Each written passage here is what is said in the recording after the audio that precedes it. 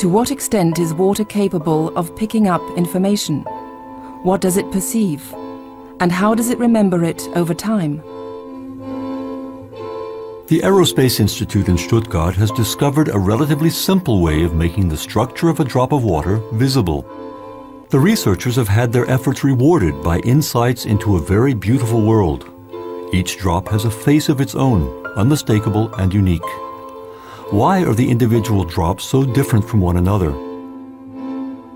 We got a lot of people to come to a lecture hall here at the Institute, gave them all the same water, had them make drops at exactly the same time, collected all the drops, and then discovered that each individual produced different images from the same water. And here you can see the results.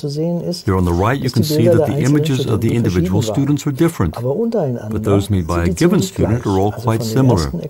This is the work of the first experimenter, this one here from the second, this from the third, and this from the fourth. Individually they can quite easily be reproduced, but you would never have thought that they were all from the same water, because when you compare the images from the different people, you see some big differences.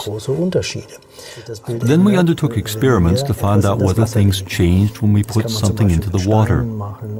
A real flower was placed in the water. A while later we took a drop of water, and here you can see one of the pictures. And you can see it in this picture. It's the typical image you get when you put a flower into water. You could recognize the flower in every single drop in this glass, of course. That can be reproduced and has significance. And if you were to put a different flower in here, for example, a Sweet William flower, then all the drops of this water would look like Sweet William.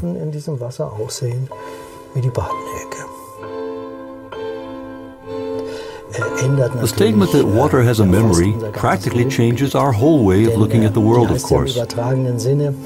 Let's travel down the Rhine in the figurative sense. The water is flowing down the Rhine, picking up information everywhere it goes. So the water has more information at the mouth of the Rhine than it had at the source. And the Dutch, living at the mouth, when they drink that water, they're also drinking all that information.